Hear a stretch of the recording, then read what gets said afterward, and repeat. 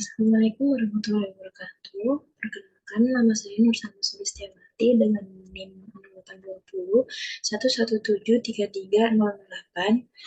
Saya mahasiswi program studi Teknik Biomedis, Fakultas Sains dan Teknologi Universitas Airlangga. Kali ini saya ingin menjelaskan mengenai klasifikasi gambar telur menggunakan YOLO sebagai pemenuhan ujian akhir semester mata kuliah pemrosesan citra biomedis. Isi dari video ini yakni yang pertama pengenalan Universitas Airlangga, yang kedua dasar teori yang mendukung pembahasan saya, kemudian yang ketiga yakni jawaban soal nomor 1 dan 2, yang terakhir jawaban soal nomor 3. Nah, untuk pengenalan mengenai Universitas Airlangga, mari kita simak video berikut ini. Universitas Airlangga bersama dengan perguruan tinggi terbaik di Indonesia berkembang dan bertumbuh bersama untuk menciptakan iklim akademis yang positif. Sesuai dengan visi dari Universitas Airlangga untuk menjadi universitas yang mandiri, inovatif, dan terkemuka baik di tingkat nasional maupun internasional sebagai salah satu universitas terbaik di Indonesia, Universitas Airlangga memiliki tanggung jawab untuk berperan lebih dalam pengembangan global. Tanggung jawab ini ditunjukkan dengan usaha untuk mengembangkan kualitas pendidikan menuju ke standar global, untuk meningkatkan performa dari penelitian dan inovasi, dan tentunya dengan melakukan pengabdian masyarakat. Semua usaha tersebut tentu berlandaskan pada moto Universitas Airlangga, Excellence with Morality. Moto yang berperan sebagai fondasi dari berbagai elemen dalam akademis Universitas Airlangga untuk mencapai peradaban yang adil dan beradab. Fakultas Kedokteran telah memberikan kontribusi signifikan kepada negara Indonesia, menghasilkan dokter-dokter yang reliable sebagai bentuk pengabdian kepada masyarakat. Fakultas Kedokteran Gigi aktif berkolaborasi dengan banyak partner dan universitas di dunia sebagai bentuk kontribusinya dalam bidang pendidikan, penelitian, dan pengabdian masyarakat. Memiliki visi sebagai fakultas hukum terdepan di Asia yang independen, inovatif, adaptif, dan menjadi pioner dalam pendidikan hukum untuk menghasilkan lulusan yang profesional dan berdasar pada excellence with morality. Fakultas Ekonomi dan Bisnis menyelenggarakan pendidikan, penelitian, dan pengabdian masyarakat dengan fasilitas yang kondusif dan lingkungan belajar bertaraf internasional. Fakultas Farmasi adalah salah satu pelopor dalam pengembangan ilmu pengetahuan di bidang teknologi farmasi dan farmasi klinis. Fakultas Kedokteran Hewan Universitas Airlangga diarahkan dapat memberikan pendidikan untuk mencapai kualifikasi umum dalam profesi di bidang kedokteran hewan. Fakultas Ilmu Sosial dan Ilmu Politik memiliki visi sebagai fakultas yang berkualitas dan terkemuka berdasarkan semangat pluralisme, kemanusiaan, demokrasi, keadilan, kesejahteraan bersama, dan moralitas agama. Fakultas Sains dan Teknologi memiliki tujuan untuk menghasilkan lulusan dengan kemampuan tingkat lanjut serta dapat memecahkan masalah dalam pembangunan berdasarkan prinsip dan konsep ilmu pengetahuan dan teknologi. Fakultas Kesehatan Masyarakat bertujuan menghasilkan lulusan yang proaktif, inovatif, dan profesional, dapat melakukan penelitian yang mendukung kemajuan ilmu kesehatan dalam bentuk pengabdian masyarakat. Fakultas Psikologi memiliki peran dan tanggung jawab untuk menghasilkan para profesional di bidang psikologi. Ide-ide akademis dalam Fakultas Psikologi juga telah memberikan kontribusinya bagi pengembangan masyarakat yang sejalan dengan Tridharma Perguruan Tinggi.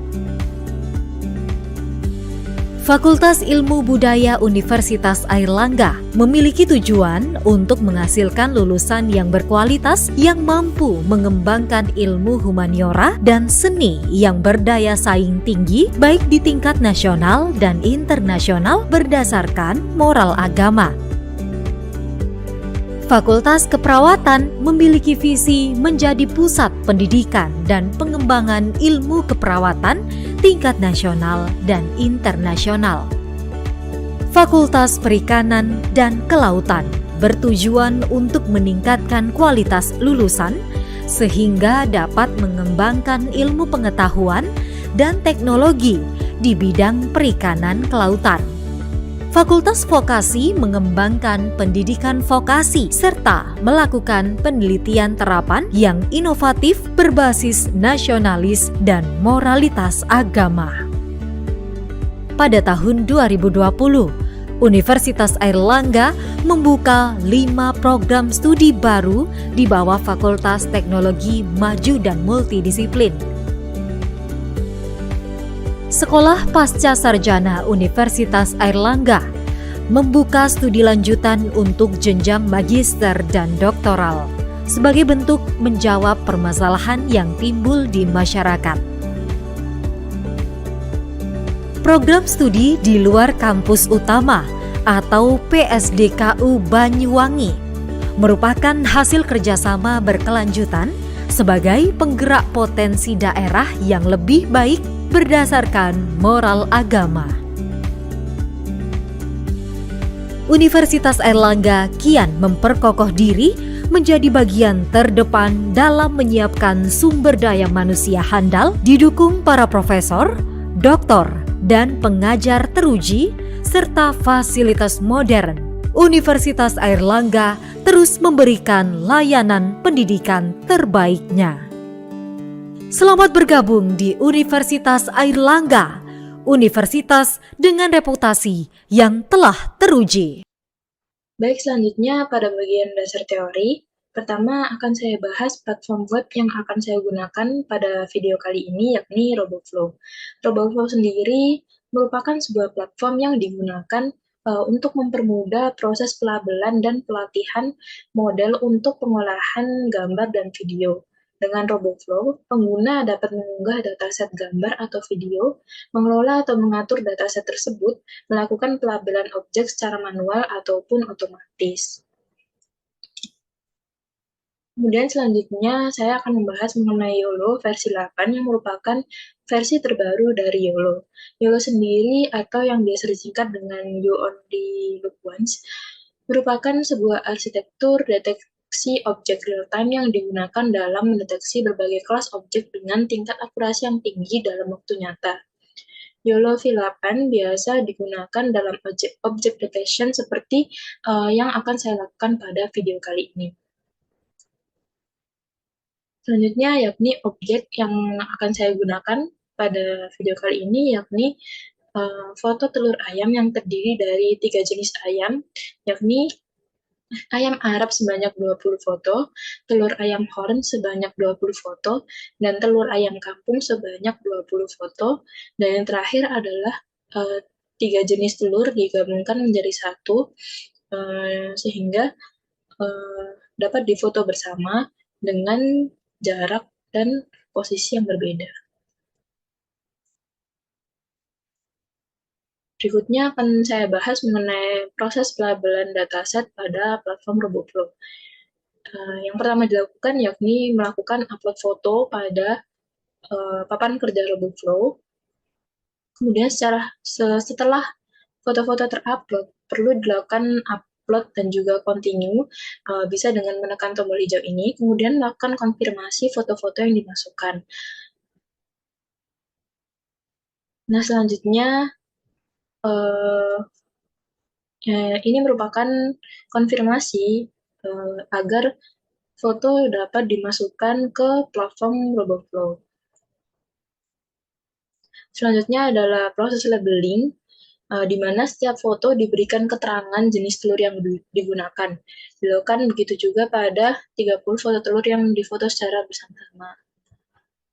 Sehingga setelah seluruhnya terlabeli dengan baik, dapat dilakukan add dataset untuk mengkonfirmasi data menjadi dataset dan melakukan proses splitting data, di mana data dibagi menjadi tiga, yakni dataset, data train, dan juga data validasi.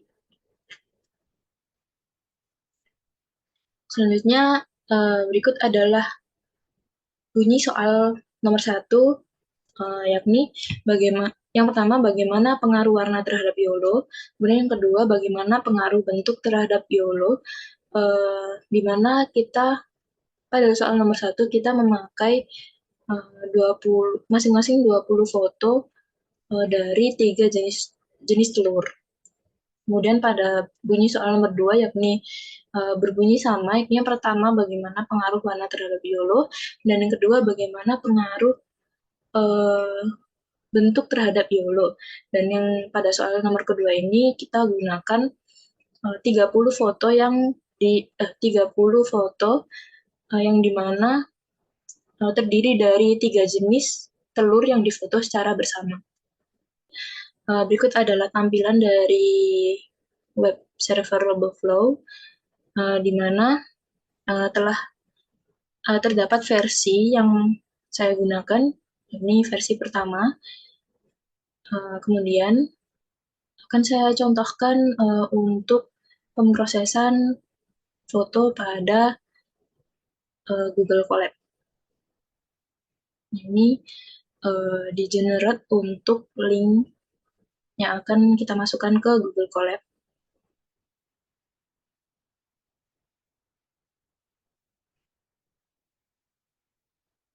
Nah, setelah link siap, kita memilih format yakni YOLO V8, di mana merupakan YOLO dengan versi terbaru, dan di sini kita memilih show download code, kemudian continue.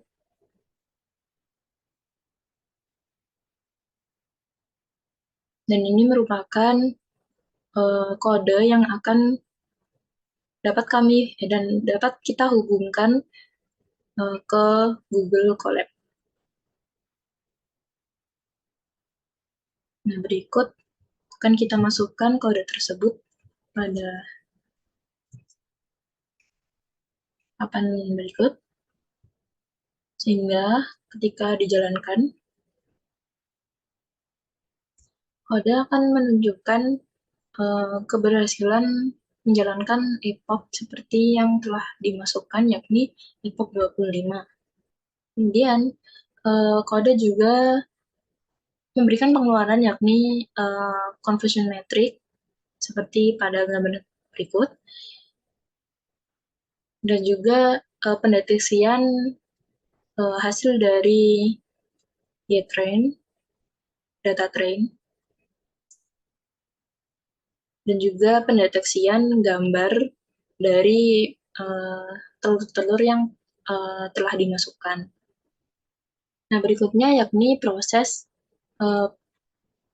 pengklasifikasian dari platform RoboFlow pada soal nomor 2, yakni dari 30 foto dari 3 jenis telur yang difoto secara bersama. Nah, kebetulan karena Google Colab dari soal nomor 2 ini bermasalah, sehingga saya melakukan object detection dengan menggunakan model type yakni dari RoboFlow itu sendiri, yakni RoboFlow tipe 3.0, yang dimana ditemukan presisi yang lebih bagus dari soal nomor 1, yang pada soal nomor 1 ditemukan yakni 56,8% untuk MAP, dan juga presisi 64,3% dan recall 46,9%. Sedangkan pada soal nomor 2 ditemukan MAP sebesar 99,5%, presisi sebesar 99,2%, dan juga recall sebesar 100%. Kemudian kita kembali pada pembahasan dari masing-masing soal.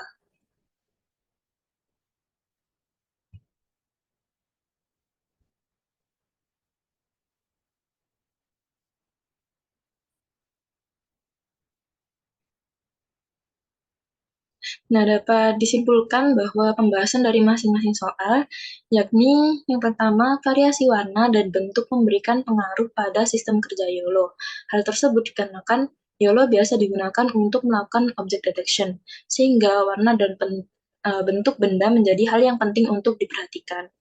Kemudian variasi jarak benda bukan menjadi penghambat bagi kerja YOLO, karena YOLO sendiri telah mengalami banyak upgrade kecanggihan. Selain itu, kerja YOLO yang biasa mendeteksi keberadaan objek bahkan di kejauhan. Kemudian soal nomor 3 berbunyi analisis gambar dengan channel RGB. Nah, berikut merupakan link Google Colab untuk pembahasan dari soal nomor 3, yakni yang pertama dengan melakukan pemanggilan fungsi untuk mengambil data-data dari Google Drive, yang mana dari Google Drive tersebut telah saya masukkan data-data dari foto-foto telur yang telah saya ambil, yakni 20 gambar untuk masing-masing jenis telur. Nah, berikut merupakan pemanggilan dari data-data telur dari Google Drive, yakni menggunakan import host dan juga path dan juga lokasi dari Google Drive itu sendiri, sehingga terpanggil beberapa gambar untuk diproses di Google Colab. Nah, kemudian untuk pemrosesannya sendiri seperti berikut ini, sehingga dari masing-masing gambar akan ditunjukkan rentang untuk masing-masing komponen RGB, yakni red, green, dan juga blue. Nah, dapat dilihat pada contoh gambar 1, rata-rata pada rentang red, yakni 18,3 sekian, dan juga rentang green 18,01 sekian, dan juga rentang blue, yakni 16,6 sekian.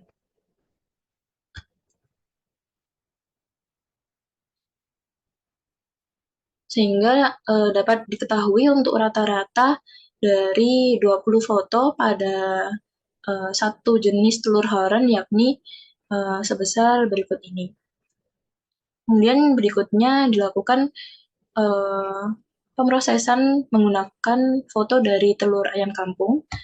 Dilakukan proses yang sama sehingga akan memberikan keluaran tentang rentang-rentang dari masing-masing komponen red, green, dan juga blue.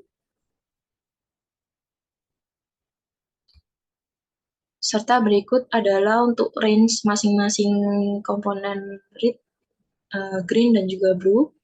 Dan yang terakhir akan dilakukan pemrosesan menggunakan foto dari telur ayam Arab dan dilakukan juga proses yang sama. Sehingga untuk pembahasannya yakni seperti berikut ini. Nah, dalam analisis gambar dari rentang channel RGB dapat diperhatikan perbedaan dari beberapa poin antara lain. Yang pertama variasi warna, di mana semakin besar rentang RGB artinya semakin besar variasi warna pada gambar. Begitu juga sebaliknya. Kemudian yang kedua adalah kontras, yakni rentang yang besar menunjukkan perbedaan yang signifikan antara piksel-piksel pada sebuah gambar, baik itu piksel terang maupun piksel gelap. Kemudian yang ketiga adalah faktor koreksi, di mana analisis rentang nilai RGB dapat membantu dalam pemrosesan gambar. Nah, sekian penjelasan dari saya, kurang lebihnya mohon dimaafkan. Wassalamualaikum warahmatullahi wabarakatuh.